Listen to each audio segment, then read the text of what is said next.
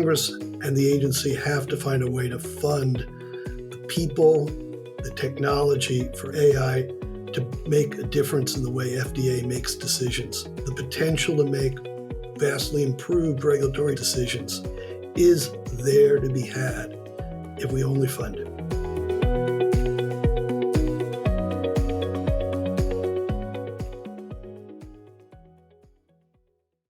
Hello, and welcome to bonus episode 1 of FDA Watch. I'm Wayne Pines. I've been involved with FDA for many years. I was formerly Associate Commissioner at the agency. And I'm Shelley Garg, and I'm the managing partner and founder of Garg Law, a full-service FDA-focused law firm. I have been on the private side advising companies on regulatory compliance and enforcement for the last 15 years. So I hope all of you who are listening to this on Inauguration Day and on Martin Luther King's birthday, two occasions to celebrate here, I hope that you are already subscribed to the podcast and have listened to the first 2 episodes. The first one was with Nikki Reeves and Brian Malkin, focused on pharma issues. The second one was with Neil O'Flaherty and John Sawyer, focused on medical devices. Here's what to expect from FDA Watch. We'll have at least 2 episodes a month. We'll be independent. We'll be nonpartisan. We'll be a national forum for discussing the latest developments and trends in 4 core areas: pharmaceuticals and biologics, medical devices and diagnostics, food and dietary supplements, and cosmetics and personal care products. As I said, this is a bonus episode because of the inauguration and because we obviously have a transition period now and a new administration coming in. Thanks, Wayne. Of course, we'll be discussing the overall direction of the agency, including what to expect from the new administration. And when we do that kind of podcast, as Wayne explained, they will be considered bonus episodes. So, in fact, we do have our first one today where we are going to be discussing the transition of FDA to a new administration. And here's where I need to remind you to subscribe so you won't miss a single episode, including these very timely bonus episodes, which may contain breaking news. And there should be quite a bit of breaking news, right, Wayne? Absolutely, Shelley.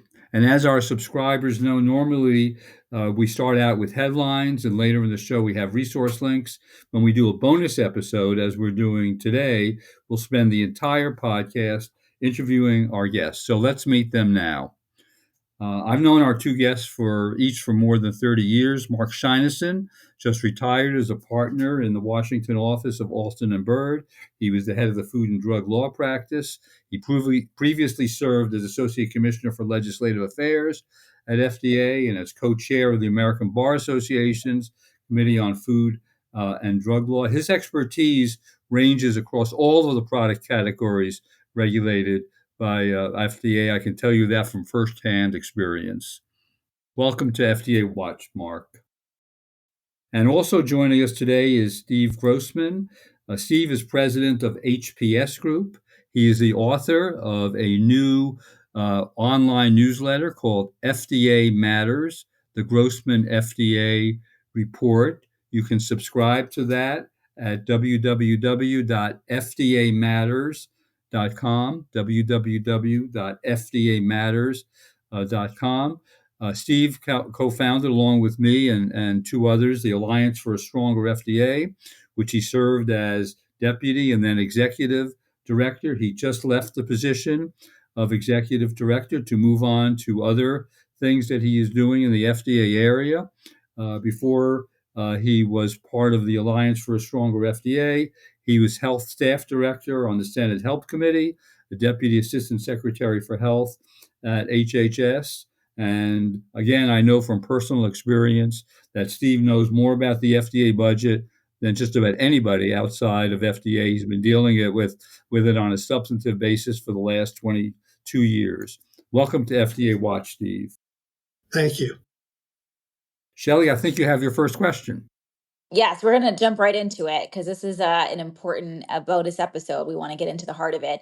Mark, you've been through many transitions. What do you expect from the next group of FDA leaders, especially if Marty Makary is confirmed as commissioner? Thank you, Shelley. As you know, this transition has been a little different than most. What makes it different is it took the Trump administration or the Trump folks a while to sign the paperwork that was required to launch the transition, which would allow government to transfer confidential information to the transition team and get inside the agency. And the second is, there's another entity involved, DOGE, however you want to pronounce it, this Department of Government Efficiency, which is this unofficial um, budget cutting recommended body, which is not officially part of government, but are side by side with the transition officials that are going into the agencies. So there's both a sensitivity to how to disclose confidential information and a sensitivity to how to protect um, the budgetary process and existing operations. So, in short, I would guess that FDA has its notebook, which it traditionally prepares, which is many hundreds, maybe even 1,000 pages, divided into the product centers that is used as a briefing aid. And a copy of that is given to the transition team, which is headed by John Brooks, who many of you may know. He was a Medicare official for Alex Azar. He's a lawyer as well and has a consulting group, a health consulting group. He's also a former domestic policy council official in the first Trump administration. And John is heading the preparation and the interviews. It's unclear whether interviews have started at FDA or not. Maybe Steve knows more about that. But it's a give and take of trying to educate the incoming administration to the issues that are front burner for the agency, that are in rulemaking, notice and rulemaking, and are currently topical, and then to answer any questions that the transition officials have. Yeah. Steve, so same question to you. Yeah, well, I'm going to look at it a little differently, which is I think things are going to come much faster than they have in the past. If you look at the last two FDA commissioners who were nominated at the beginning of presidential terms, that would be Margaret Hamburg in 2009, Scott Gottlieb in 2017. In both cases, their nomination did not come out until March, and it was mid to late May before they were sworn in and became commissioner. This time we're dealing with a different dynamic. Dr. McCary was named within the first week or two of the election. I think there's going to be delays getting FDA clearances of everybody who isn't a cabinet rank. But at the same time, I would expect the nomination to be made well in advance of March. And I would expect this Congress to be focused on getting a commissioner nominated and sworn in much sooner than late May. So that's one part of it. I think the whole cycle is going to be much faster. And while there will be subordinate politicals recruited and come into the agency, in the end, there's only one definite political appointee, and that's the commissioner. And so we could have the commissioner on hand, I think by late February, early March is entirely realistic, which will be early. What makes this difference in the other way is that I would say compared to those other transitions, I think the agenda is pretty opaque. And we're going to all have to learn probably week by week as the confirmation hearings occur, as speeches are made, exactly what kind of FDA this is going to be.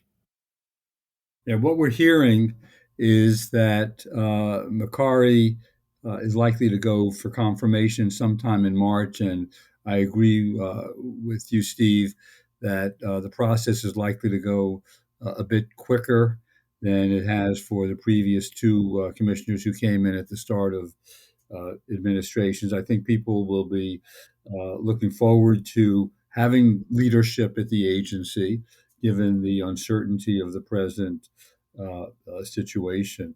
Um, of course, the first person who will be up for confirmation in this context will be Robert Kennedy Jr., who will be nominated for HHS secretary. Let me turn next to you, Steve, for a question about funding. As I mentioned before, I regard you as the best educated person about FDA's budget. First to Steve and then to Mark. FDA, as we know, is chronically underfunded. What do you expect in the next administration in terms of FDA's funding and funding flexibility? Okay, I think that the answer to that is really more about Congress than it is about the new administration. The Congress is, and that's consistent with DOGE, which I think is the way to pronounce it, the Department of Governmental Efficiency. Uh, they're looking to trim.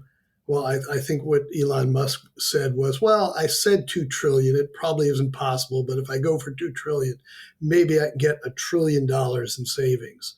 Well, that's an enormous amount of money when you figure what actually is being spent apart from um, programs that they vowed not to cut, which is Social Security and Medicare. So I think where it starts is not with the administration, oddly enough, but with Congress, which is going to have to find the savings through reconciliation, other places. The biggest risk to FDA is that they're going to be across the board cuts. Those could be 5%, but if I had to guess, they're going to be more in the 10 to 15% range. And that's two things that are wrong and bad for FDA there. One of which is that that's a lot of money that the agency cannot perform its current responsibilities with, say, $300 million less. But the other part is it implies that Congress is not going to take the time to look at each agency and say, do they justify the budget they have? Is it appropriate to cut them? I think FDA has a great answer to that, but at the same time, having a great answer isn't real good unless the question gets asked. Mark, same question. Yeah, so there are a number of issues that haven't been resolved by FDA and that are very controversial. This is an incoming commissioner and incoming non-governmental budget officials and a new secretary that have been very vocal on a range of issues, as we've heard, whether it's Robert Kennedy's crackdown on food additives or his skepticism about vaccines, or Elon Musk or Vivek Ramaswamy's many public statements about how slow the approval process is. And both those guys have biotech companies in which they've been major investors. Musk has this Neuralink company, which is a brain-computer interconnection that had problems, 483s for manufacturing deficiencies, and had problems getting IDEs and investigational device exemption to test on humans.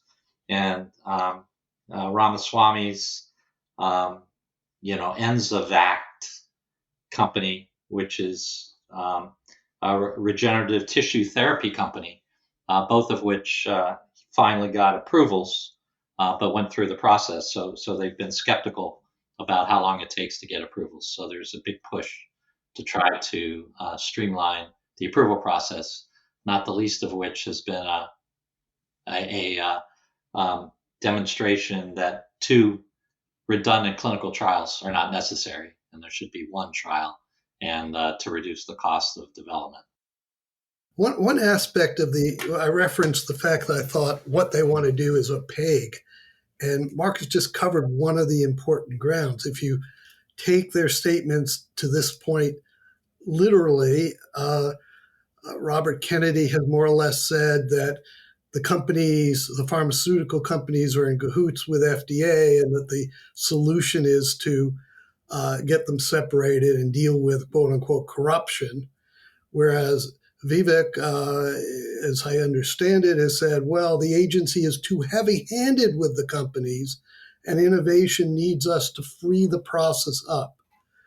There might be some way to reconcile those two point of views, but I'm not sure how you do that. Either FDA is too much with the companies in terms of doing what the companies want, or government's too heavy-handed. I don't see how you can resolve that, and yet, assuming everybody is confirmed, you will have a secretary of HHS who feels one way and a commissioner of FDA who presumably thinks differently, but whether he agrees with Vivek or whoever, I don't know.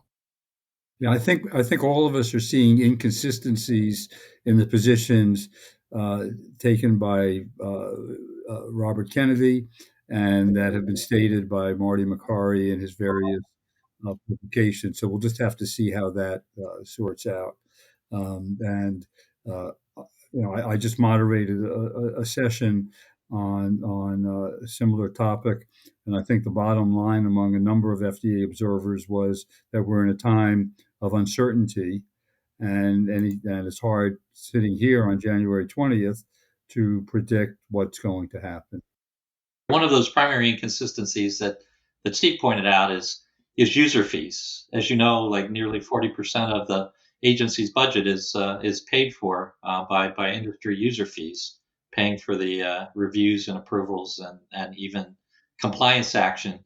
And Kennedy has wanted to get rid of user fees, thinking that is he who pays the piper calls the tune, which we all know isn't the case at FDA.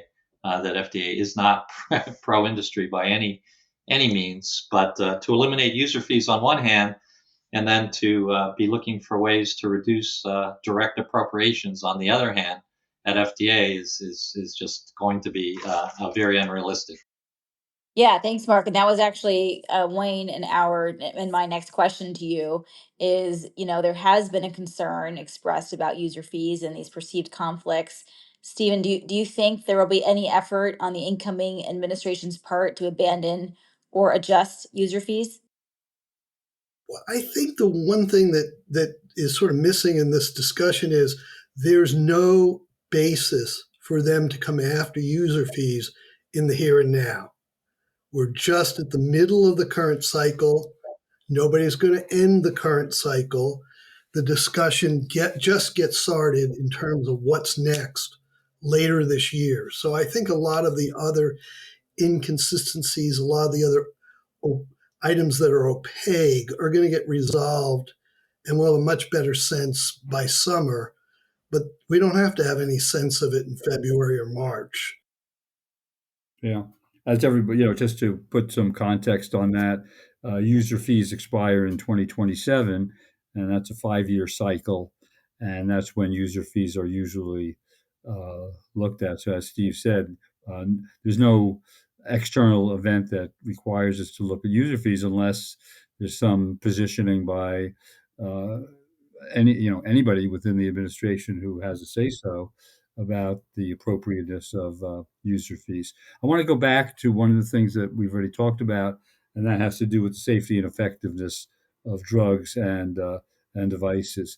There's been concern that there will be a change, one way or the other, in the standard that FDA applies. Again, it's inconsistent among the people who are coming in. Some favor fewer studies.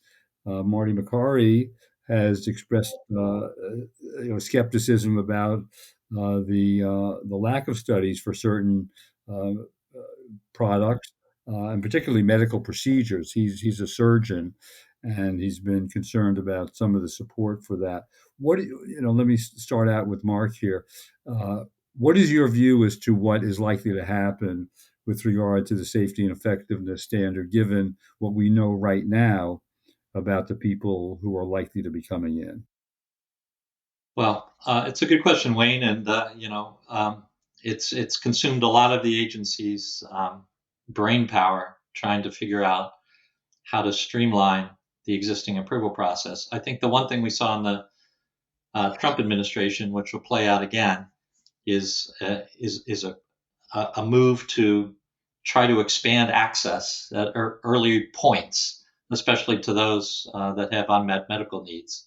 Um, they, with the help of Congress, kind of pushed a, a pre-approval use of drugs, but those are only have to be in phase 3 and have to be approved for safety, and have some other um, strings attached. The current expanded access program has many facets, as you know, whether it's breakthrough drugs and devices or accelerated approval or treatment INDs, compassionate use INDs.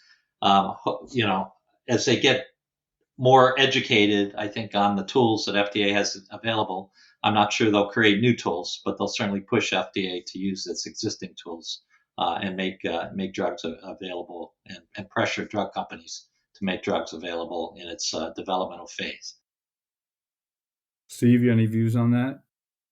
I think there are two ways to look at this problem. One is the way that Mark has looked at it with regard to the specifics. And of course, we have some idea about what some of the incoming people believe, but there are also the opaque factors and how the clash of forces is going to work. But I think FDA and trying to resolve those issues of how fast, to whom, on what basis, are going to have to be resolved in a changed society, even from 8 years ago. That is that at a societal level, we do not have the respect for scientific expertise that we did.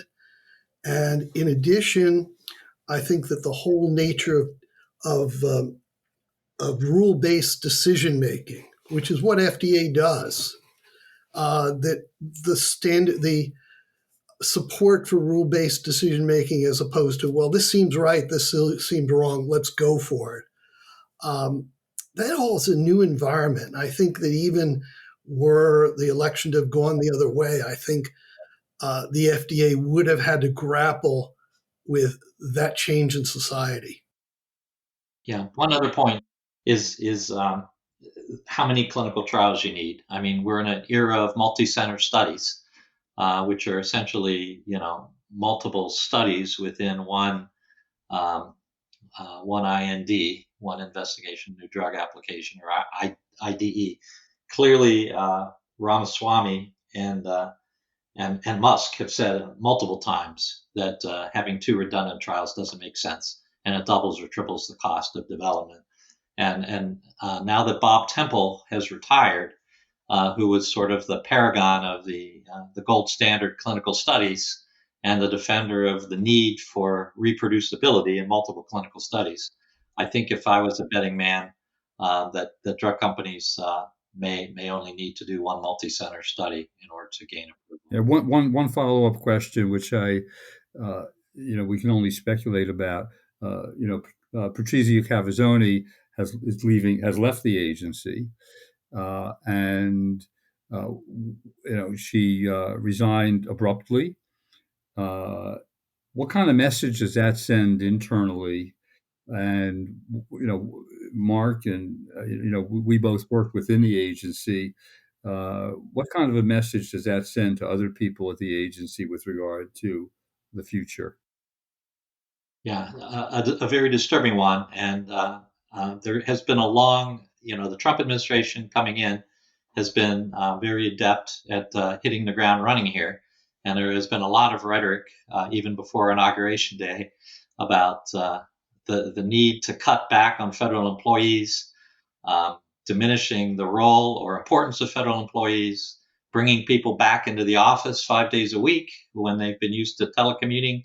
And these, as you know, Wayne, these are employees that can work anywhere in America and make 2 or 3 times what they make at FDA. These are scientists, these are pharmacists, pharmacologists, physicians and others. And once they've had FDA experience, they're even more marketable. So I think we're going to see a brain drain. It's already started. We've lost center directors in Dr. King in the Center for Tobacco Research, Jeff Sharon in the Center for Devices, and now Cavazzoni in CDER. So whoever the commissioner is, they're going to have some latitude in appointing new center directors and senior leadership in the agency, but some difficulty in recruiting given the rhetoric that's been used. I'm not sure that Mark's wrong, but I think it's very much premature. And in fact, I devoted the first column of my FDA Matters newsletter, the new newsletter, to this issue. This is to paraphrase Twain. The rumors of the brain drain are greatly exaggerated.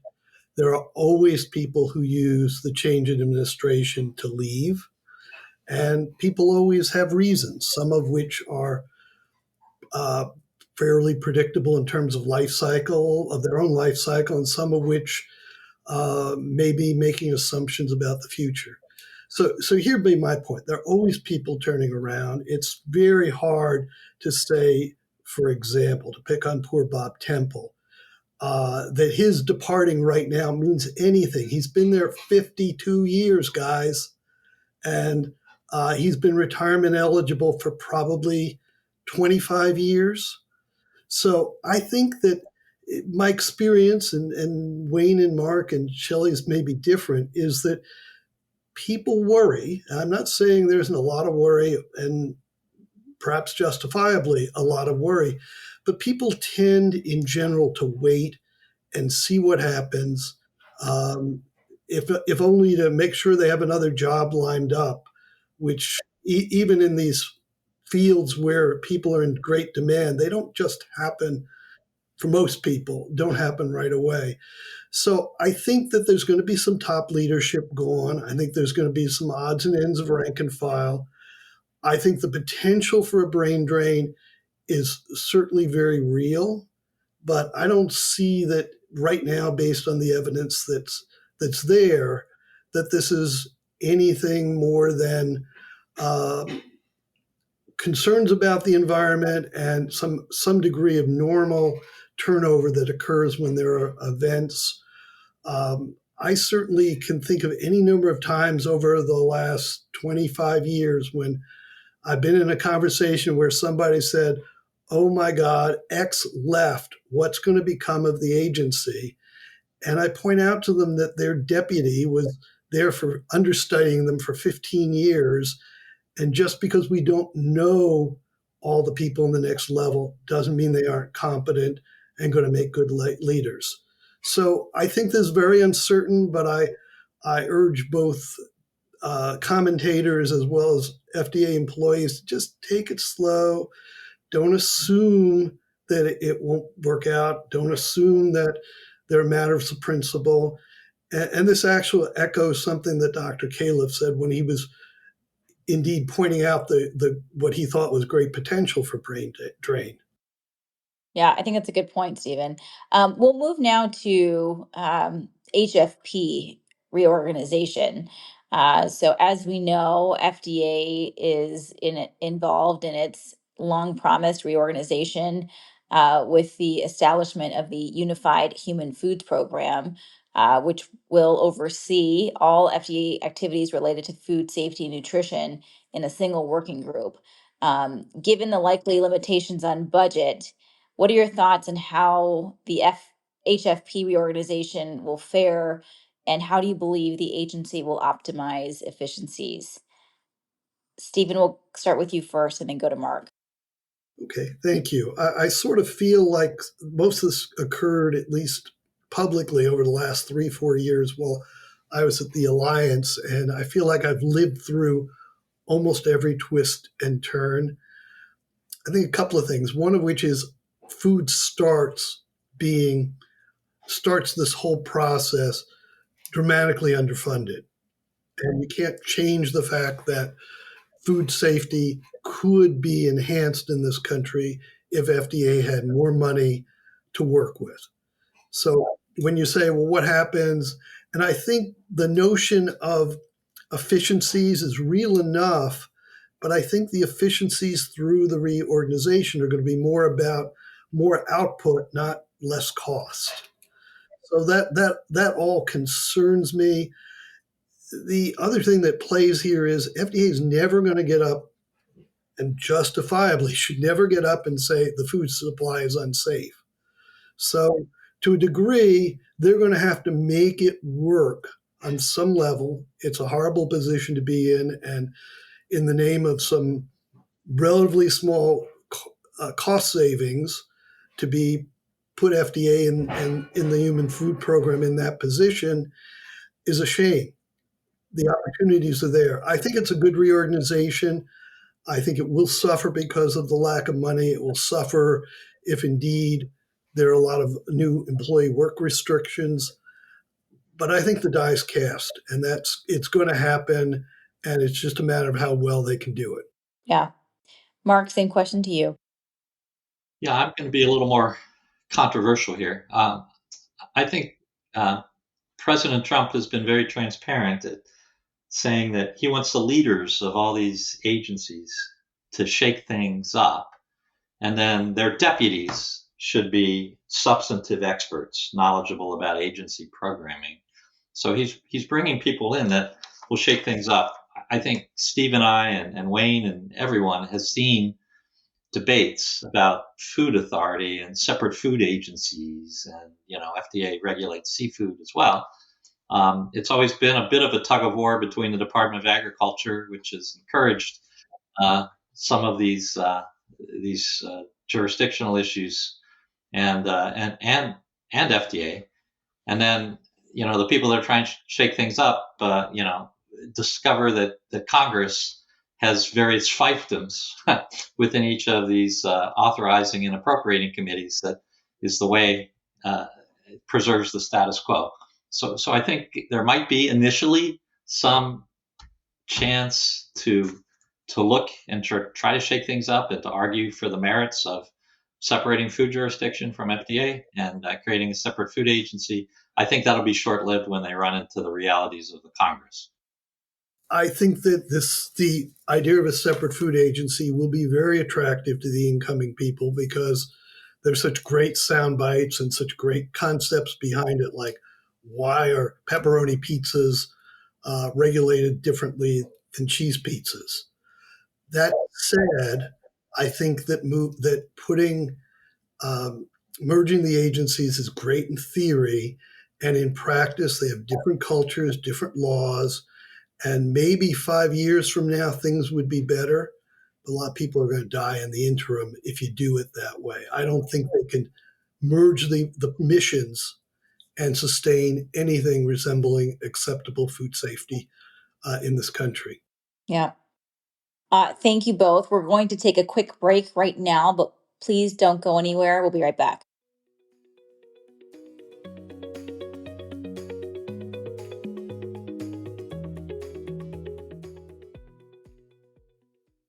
And we're back. We're talking to Mark Scheinison and Steve Grossman about what's likely to happen during the transition of FDA to a new administration. Shelley? Thank you both. We'd like to move to our next topic, which is AI. How do you generally see FDA implementing the use of AI? How do you believe it will evolve? And is this reasonable given the budgetary restrictions? Mark, we'll kick off with you. Yeah, I'll go back to our friend Bob Temple, who has retired after 50 plus years. When internet became a thing, especially for promotion of medical products, Temple said the internet's no big deal. We're going to regulate it as if you print out everything on the internet and it's written materials, and we'll review it. We subsequently learned about all the nuances and the interactions of internet, and some of the abuses in trying to regulate it and promote it, but nobody wanted to kill it in concept by over-regulating. AI is kind of the same thing, and especially when you have technical experts like Elon Musk and others that have some influence FDA has taken the initial approach that AI, we're familiar with it. We've regulated dozens of products that use AI as the governing mechanism uh, for operation, and this is no different than other kinds of regulations. We do need to understand, how AI controls and how it can alert and what the safety pitfalls could be, just as software is regulated separately from the device. But FDA is comfortable with AI mechanisms and has introduced some guidance documents that are quite specific to certain kinds of devices and other products that are being used. But otherwise, I think it's steady as she goes on that one. Thanks, Mark. Stephen? There are really two different AI issues for FDA. One of which is regulating products that incorporate AI, and the other is how the agency may be able to use AI to improve its own systems and efficiency. Unfortunately, they share a common problem, which is a lack of funding and a lack of appreciation that you can't achieve efficiencies by cutting the budget. So I think with regard to uh, products that the agency regulates, part of it is I think there's a lot of misunderstanding about what AI is and what's capable of doing and why it's transformational. It is not like a human being. What it is the capability to crunch enormous databases in almost instantaneously. It's not outthinking humans. It's derived from more input than humans can ever process. And that is transformational. FDA is going to wind up having to have some rules for it. I don't think the old rules are going to work. I don't think I have the faintest idea. I'm no expert in this as to what the new rules should look like. Meantime, Congress and the agency have to find a way to fund the people, the technology for AI to make a difference in the way FDA makes decisions. The potential to make vastly improved regulatory decisions is there to be had if we only fund it. A good example of this, and I agree with Steve entirely, is the Sentinel system, which FDA uses, which is a combined database of Medicare, Medicaid, and private insurance sources to try to flag post-marketing safety issues. It's more data that's feeding in every day than anybody can possibly handle, and I think Sentinel might be the first algorithm that AI has an effect on, and the impact of that will be that companies get many more letters from the post-marketing people asking them questions about flagged safety issues or common profile for side effects and other things. So I'd be in the ready if you have products already on the market for more activist pro marketing inquiries. Let me ask one final question. It has to do with the processing of applications at FDA. We're starting to hear some concerns expressed by the people who submit applications that there's been a bottleneck because of the anticipated change in administration, the reorganization of the Human Foods Program. Do you hear the same? And either way, uh, how do you think businesses need to respond to concerns about the potential for delays in the processing of their applications? Let me start with Mark and then turn to Steve. Mark? Yeah, yes, Wayne. I think inevitably there are going to be delays, and as any new administration, even though this one has experience in prior tenure, um, one part of the transition that we started this discussion about is putting a freeze or a hold on everything, not just regulatory action that might go through OMB, but applications within the centers. All of that has to be briefed and prioritized. And there'll be another set of eyes and potentially 5 new sets of eyes on every function within every center to set the priorities and to understand and take no action, uh, virtually freeze the agency for a month until the new commissioner and the new senior directors of the centers can get up to speed with the business of each of these centers. In theory, that should not affect product evaluations going forward, even before you get to the covenant that's implicit in user fees. Now, I stress in theory, because I think that Mark is right. There are going to be delays. There's going to be some very unhappy people, uh, understandably. It occurs to me, we talked earlier about user fees, and I think one thing I didn't mention that's relevant here to the issue of delays is that there's very strong congressional support for user fees. And I don't see that going away. And maybe one of the answers to the risks of a temporary shutdown is for Congress to reiterate to the incoming administration that this is not a fruitful area to go after, and slowing things down is quite anti innovation for an administration coming in, stressing its innovation agenda.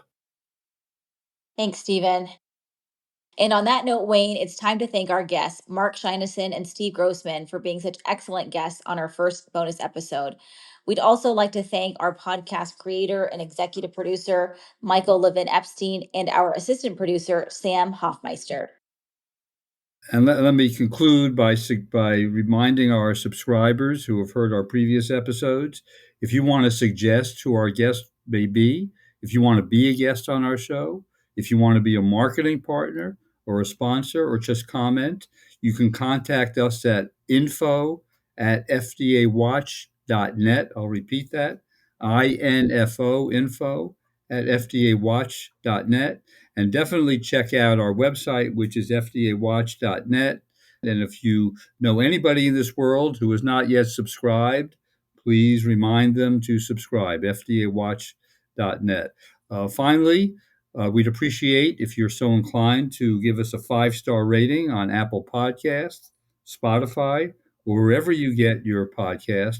It really does make a difference. And again, remember to follow us and subscribe. That's the only way to make sure you won't miss a single episode of FDA Watch. And as we say at the end of every episode of FDA Watch, if you really want to watch what FDA is doing, listen to FDA Watch.